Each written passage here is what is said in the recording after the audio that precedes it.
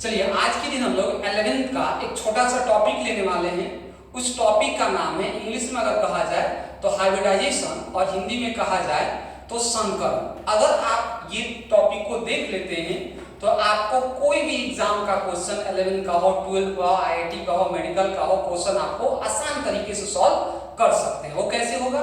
तो सबसे पहले आपको याद होना होगा कि हाइब्रिडेशन क्या होता है। तो आपको पता होना चाहिए कि हाइब्रिडेशन का एक फॉर्मूला होता है, hybrid orbital equal to sigma plus LP. LP का मतलब होता है लोन पेयर, और लोन पेयर का मतलब होता है कि जो सेंट्रल एटम होता है उस पे दो इलेक्ट्रॉन अगर उपस्थित हो तो उसे लोन पेयर कहा जाता है। अब कैसे आपको इसको याद रखना है तो बात समझिए। आप इसको कैसे करेंगे तो आप एक तरफ लिखिए बॉन्ड, आबंध, हिंदी में आबंध कहेंगे और इंग्लिश में इसे क्या कहेंगे? बॉन्ड कहेंगे। और इधर आप लिखेंगे हाइब्रिडाइजेशन। क्या लिखेंगे? हाइब्रिडाइजेशन। तो कैसे इसको सॉल्व करेंगे हम लोग? हाइब्रिडेशन का जो हिंदी होता है वो संकरण होता है। आपको याद रखना पड़ेगा थोड़ा सा, उसके बाद आपको क्वेश्चन बहुत आसान तरीके से बन सकता है। कैसे समझिएगा? अगर दो बॉन्ड हो तो उसको बोलते हैं sp, 3 बॉन्ड हो तो उसको बोलते हैं sp2, 4 बॉन्ड हो तो उसको बोलते हैं sp3, 5 बॉन्ड हो तो उसको बोलते हैं sp3d, और 6 बॉन्ड हो तो उसको बोलते हैं sp3d2, और 7 बॉन्ड हो तो बोलते हैं sp3d3। अगर इतना आपको याद रहता है तो आपको हाइब्रिडेशन में क्वेश्चन कहीं भी दिक्कत नहीं आएगा। अब आप कहेंगे कैसे इसमें?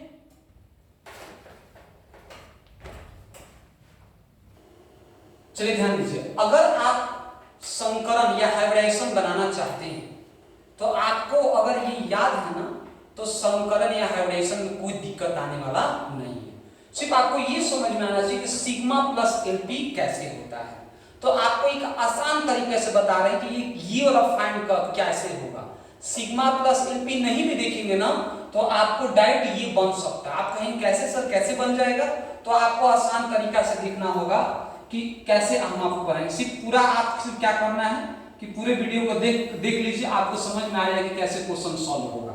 कैसे क्वेश्चन सॉल्व होगा देखते हैं। तो एग्जांपल देते हैं। जैसे आपको एक मेथड याद होना चाहिए। क्या मेथड है भाई? तो एक मेथड है, हम आपको बोलेंगे कि जैसे ए बी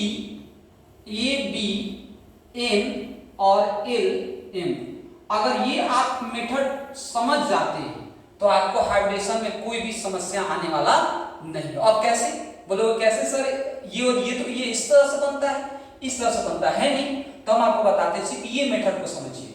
ये जो b है ना, b के बगल में n का संख्या और l के बगल में m का संख्या अगर आपको पता चल जाता है तो आप इस दोनों को जोड़कर जितना आएगा ये वैल्यू आएगा और वैल्यू आएगा तो ऐसे रख सकते हैं। बोलो कैसे सर?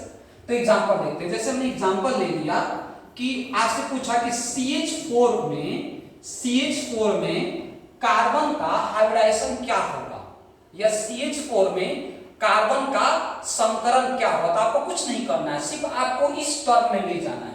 तो जो ये नंबर ये है ना, ये जो कार्बन है इसको हम A बोलेंगे। क्या बोलेंगे? A बोलेंगे। इसके बगल में क्या है? B है, तो B के वो है 4 वो है, और इसके बगल में कुछ नहीं है तो आप बोलेंगे L0 है। अब कहो सर L0 कैसे है सर? तो L0 के लिए आपको पता होना चाहिए कि कार्बन का बैलेंस कितना होता है? 4 होता है। 4 है तो कार्बन अपने 4 बॉन्ड बना लिया। जब 4 बॉन्ड बना लिया तो कार्बन के पास एक भी इलेक्ट्रॉन बचा नहीं बचा, तो L क्या है? 0 है। अब जब ये फाइंड कर लिया ना तो आंसर आपको 1 सेकंड में आ गया। कैसे? बोलो कैसे सर? तो हम क्या बोले कि इसको और इसको जोड़ दो तो आप देखोगे n का वैल्यू कितना है? 4 है, और n का वैल्यू कितना है? 0 है। तो टोटल वैल्यू कितना? 4 + 0 = 4। तो 4 का क्या होता है? sp3। तो आप क्या बोलोगे कि मीथेन में या CH4 में कार्बन का हाइब्रिडेशन क्या होता है? sp3। अब बोलोगे कैसे सर? और एग्जांपल बता दीजिए। चलिए बताते हैं और एग्जांपल और ले लेते हैं। बोलोगे सर लोन पेयर वाला थोड़ा बता दीजिए सर। तो हम बोले कि NH3 में आपसे एग्जामिनर पूछा कि नाइट्रोजन का हाइब्रिडेशन क्या होगा। तो हम बोलेंगे N क्या है? A है, H क्या है? B है, B का वैल्यू कितना? 3। अब L का वैल्यू फाइंड करो।